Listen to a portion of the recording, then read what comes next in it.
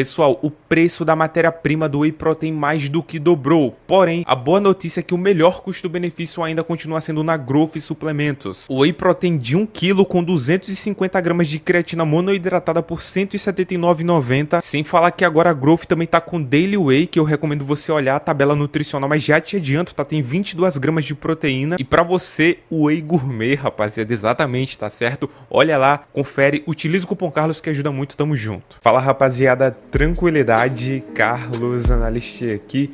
E hoje, pessoal, análise geral do Arnold Classic Brasil. Vamos começar primeiro pela Classic e depois vamos diretamente pra Open, beleza? Vamos lá, pessoal, duplo bíceps de frente, pose definitivamente do Livinho. Livinho traz não somente um volume maior de braços, mas principalmente de tronco, por conta da largura da dorsal e do vácuo, ajudando ali na ilusão de uma parte superior mais agressiva. Sem falar, pessoal, que dessa vez, curiosamente, o posicionamento das mãos dele acabou não me incomodando. E isso era algo que me chamava atenção de uma maneira negativa. Talvez ele não esteja deixando os punhos tanto pra frente assim, não sei, cara, algo mudou e não tá me incomodando tanto assim. Já que nas pernas definitivamente as mais completas. Traz um arredondamento excelente no vasto lateral, que acabou expondo o pH, e traz também todos os cortes bem visíveis, diferentemente do Rodrigo Cavalcante aqui, por exemplo. Então, apesar da silhueta muito boa e fluida do Rodrigo, de um nível de muscularidade muito bom e também da pose melhorada do pH, né, diferentemente da que ele executou nas finais desse show, onde ele perdeu o vácuo, o Livinho ainda se sobressaiu de uma maneira muito nítida. Então, pessoal, Livinho em primeiro, Rodrigo em segundo por ter um arredondamento melhor nas pernas e uma pose melhor executada, e o PH em terceiro nessa pose, tá? Ele definitivamente precisa trazer mais arredondamento para a perna dele. E no peitoral de lado, pessoal, uma surpresa. Apesar de preferir definitivamente a pose do PH por questão de estética,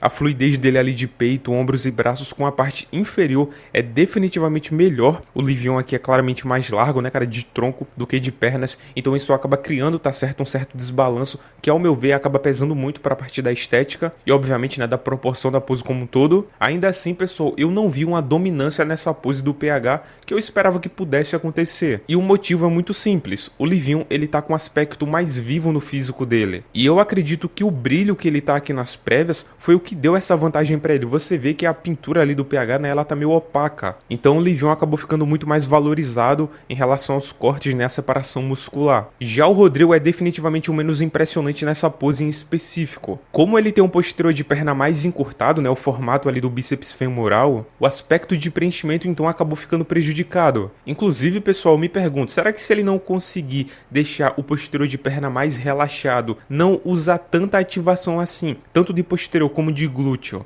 ele não consegue deixar esse bíceps femoral mais alongado? Eu acredito que isso aí beneficiaria muito ele, tá? Já na parte superior, a ausência ali de um ombro mais arredondado e um tríceps mais desenvolvido tirou o impacto do tronco dele. É nítido que, apesar do peitoral bem forte, os ombros e os braços ficam para trás. Isso tirou muito, né, cara, do preenchimento do frame dele no geral. Então, pessoal, PH em primeiro por uma margem mínima, Livinho em segundo e Rodrigo em terceiro aqui no peitoral de lado. Agora, pessoal, no duplo bíceps de costas, algo meio que semelhante com aquela previsão que eu fiz aqui no canal. O PH, se conseguisse extrair o máximo da pose, coisa que ele conseguiu fazer na maior parte do tempo, tá certo? Conseguiria deixar o nível muito mais nivelado, né? Tipo assim, o mais nivelado possível, né? Na medida, obviamente, das limitações que ele tem. E ele deixou. Porém, as limitações ainda assim são visíveis. A principal sendo, obviamente, o arredondamento das pernas. Pelo fato do Livinho ter um vasto lateral muito mais projetado, ele ganha um frame X muito mais agressivo nessa pose. Então, o contraste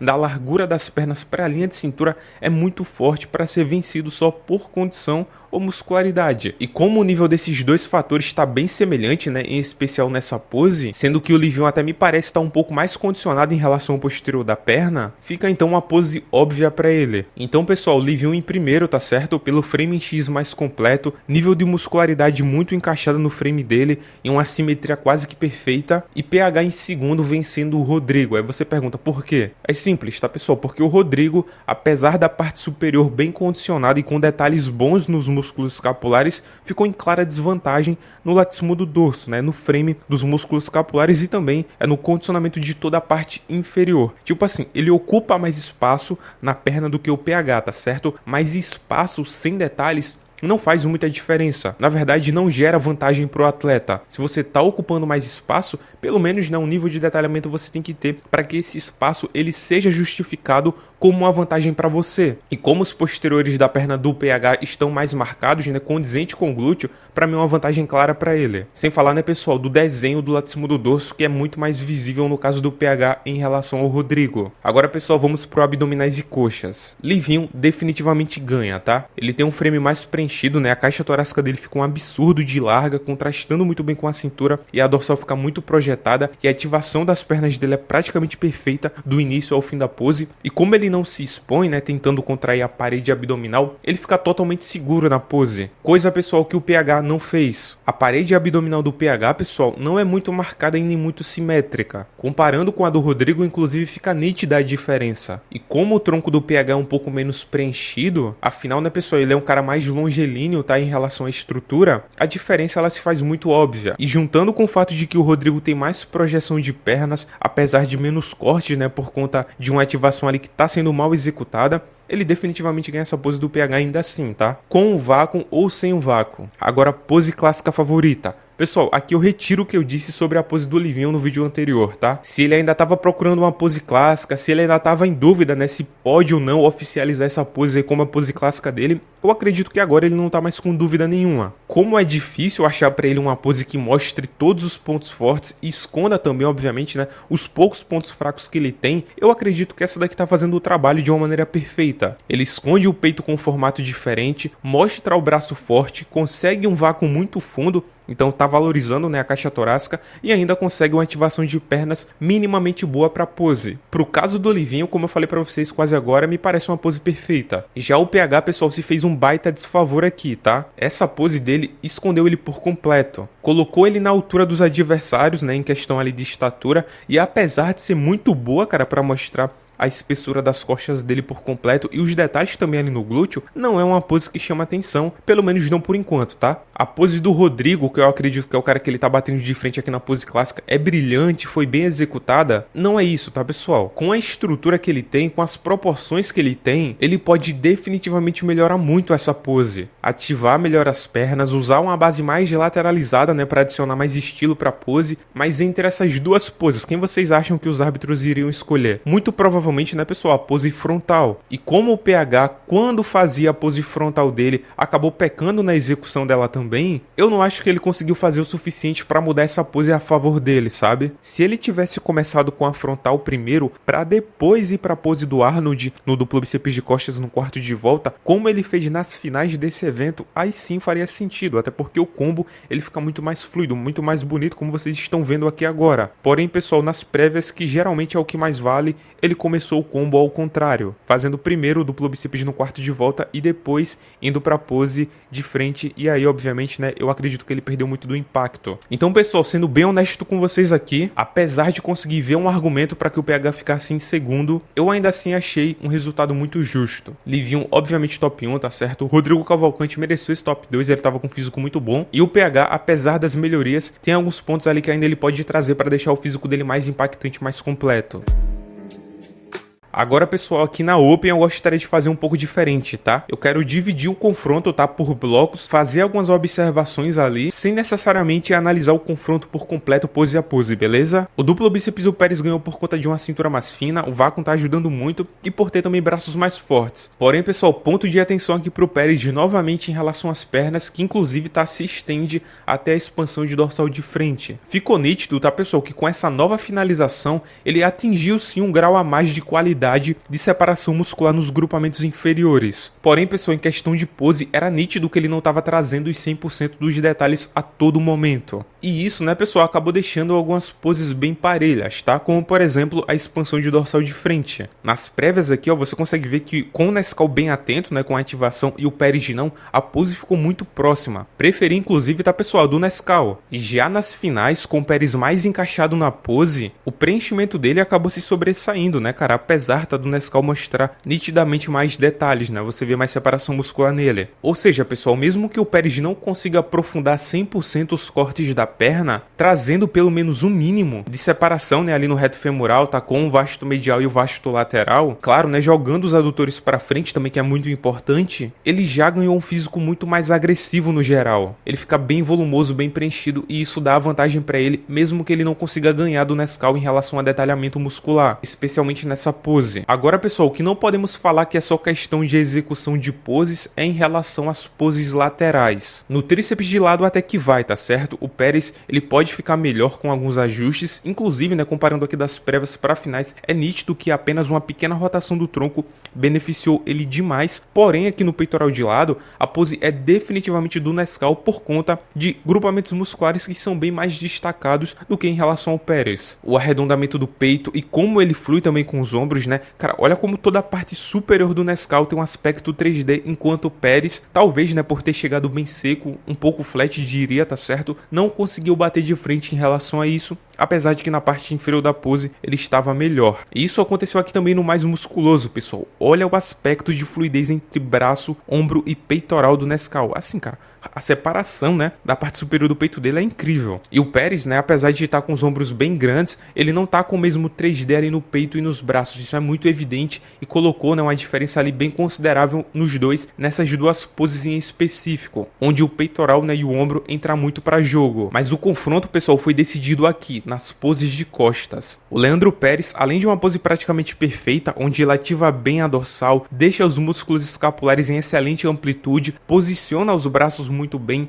ativa bem os glúteos e os posteriores de perna, tanto nas prévias como nas finais, tá certo? Enfim, o resumo é: a diferença é no latíssimo do dorso. Apesar, pessoal, do Pachalok ter tentado ajudar o Nescau em relação à execução dessa pose, alguns dias antes do show, pedindo aqui, tá, para que ele fizesse uma curvatura na lombar para criar mais espessura nas origens da dorsal, nas vértebras ali torácicas e também, né, comprimir o tóraco lombar dele, tá? Coisa que o Siban fazia, por exemplo, o Nescau não conseguiu fazer isso. E isso, pessoal, acabou criando uma diferença bem grande no duplo bíceps de costas. Inclusive, pessoal, para adicionar um pouco mais de informação aqui, para não ficar somente uma crítica, né, negativa, e sim conseguir adicionar algo aqui para você que é atleta, para você que é treinador, que vai passar para o teu atleta, ou você que pretende competir, ou você somente que gosta de pose, possa absorver um pouco do que eu vou passar aqui, tá? Essa curvatura lombar que o Fabrício Pachalok está fazendo aqui, como vocês podem ver, força ele um pouco a abaixar o peitoral. Inevitavelmente ele vai ativar um pouco ali da parede abdominal dele, tá certo? Por conta dessa curvatura lombar. E isso também vai se respaldar na parte da lombar dele, porque o core, né, a midsection, ela tá bem interligada ali com os paravertebrais. É uma força central ali do corpo da pessoa, tá certo? Então ele vai conseguir sim trazer mais detalhes para a parte baixa da dorsal, mas ele não vai conseguir trazer aquele aspecto de densidade, de preenchimento. O que o Siban fazia, pessoal, era uma curvatura lombar totalmente ao contrário dessa. Para vocês pegarem de exemplo, para que vocês consigam fazer em casa de uma maneira mais tranquila, imagina que você quer colar a porção superior do teu peitoral no teu queixo sem baixar o queixo. Você vai, obviamente, né, expandir um pouco a tua caixa torácica, o teu peitoral, e isso aí vai criar uma pressão na parte baixa das tuas costas, na dorsal. Era isso que o Siban fazia, tá? O que o Fabrício Pachalok passou aqui foi uma técnica totalmente oposta, que sim, engaja também, obviamente, a parte baixa das costas, você vai sentir, mas ela é muito mais por conta dessa ativação que você vai ter no core. Como você vai baixar o seu peitoral, né? Como eu falei, você vai inevitavelmente fazer como se fosse um crunch abdominal, sabe? Como se fosse uma contração de abdominal normal. E aí você vai trazer uma leve espessura na tua parte baixa das costas, mas vai ser mais dos paravertebrais e não do latíssimo do dorso. Tanto é que olhando assim de lado você consegue perceber claramente a diferença entre o posicionamento, né, da caixa torácica, da coluna aqui do Nescau em relação a do Siban. Então espero que eu consiga ajudar alguém com essas dicas aqui, tá, com esses exemplos, e agradecer principalmente a todo mundo aí que quando vê essas dicas aqui que eu passo, né, sendo reproduzida em outro canal, e o pessoal às vezes nem dá o crédito, na verdade, né, nunca deu crédito, e sempre tem um abençoado pra comentar, ó, eu vi essa dica lá primeiro no Carlos Analyst, tá? Então tamo junto, rapaziada. Agora voltando pra análise, já na expansão, assim, pessoal, o Pérez, quando lapidar ainda mais a finalização, né, talvez trazer um pouco mais de funes, tá? Ele vai ser um cara muito difícil para ser batido nessa pose. O nível de espessura, o nível de detalhes no geral é muito impressionante. Então, pessoal, sem segredo, pose do Pérez. Resultado muito justo, tá certo? Entre o top 1 e o top 2. Agora, pessoal, falando um pouco sobre o Carlão, é o seguinte, eu achei o físico dele impressionante, tava realmente curioso para ver como é que iria se resumir no palco, porque todas as atualizações dele estavam excelentes. Porém, pessoal, o que vimos ali foi claramente um pouco assim de dificuldade, né, cara, para controlar a linha de cintura. Os cortes na perna não estavam tão aprofundados. Isso são coisas óbvias, né? Eu acredito que todo mundo viu. E tem alguns pontos que eu vi que o pessoal tava reclamando, né? Que assim, cara, não faz muito sentido a gente cobrar, porque sabemos que tem uma dificuldade muito grande para ser executado. Algumas mudanças, tá? Que eu vi que o pessoal tava pedindo, por exemplo, mais ativação no posterior de perna. Pessoal, o Carlão, ele tava claramente usando aquele tipo de ativação ali no glúteo, né? Onde ele faz aquela intervenção pélvica para trazer mais espessura para a parte baixa das costas dele. E como ele é um cara que não perde definição, né? Fibras no glúteo dele, na verdade, obviamente tem essa perda, mas ela não é tão significativa assim. Vale a pena ele deixar os posteriores de perna sem tanta ativação assim para ganhar um tronco mais encurtado, uma dorsal mais densa, né? Com aspecto mais bonito, um frame em X mais preenchido no geral. A realidade, pessoal, é que o Carlão se perdeu no básico, tá? Uma ativação de perna melhor no duplo bíceps de frente e na expansão, no peitoral de lado, colar os braços mais próximo do corpo, fazer também um torque ali, né, no tronco dele e deixar o posterior da perna um pouco mais relaxado para criar mais proporção da parte superior com a parte inferior. No mais musculoso, né, cara, não desperdiçar uma pose que é tão forte na parte superior por conta da parte inferior estar sem detalhes. E quando ele foi comparado com o William, né, que tava com a finalização assim incrível, um balanço de funes com definição praticamente perfeito, ele acabou sendo muito exposto nesses quesitos. Então, apesar de um físico incrível, que eu acredito que daqui em diante ele vai só subir colocações, isso claro, né, dependendo de como vai continuar essa evolução dele, a colocação foi justa. Mas e aí, pessoal, o que vocês acharam dos físicos dos campeões, tanto do Livinho quanto do Pérez? Inclusive, uma pergunta aqui: qual a colocação que você acredita que o Livinho, caso consiga ir pro Olímpia, vai conseguir pegar aí na primeira participação dele lá no grande show? E também o Leandro Pérez, quero saber a tua opinião, tá certo? Lembrando, suplementos de qualidade, Growth Suplementos. Tamo junto, rapaziada, valeu, é nóis!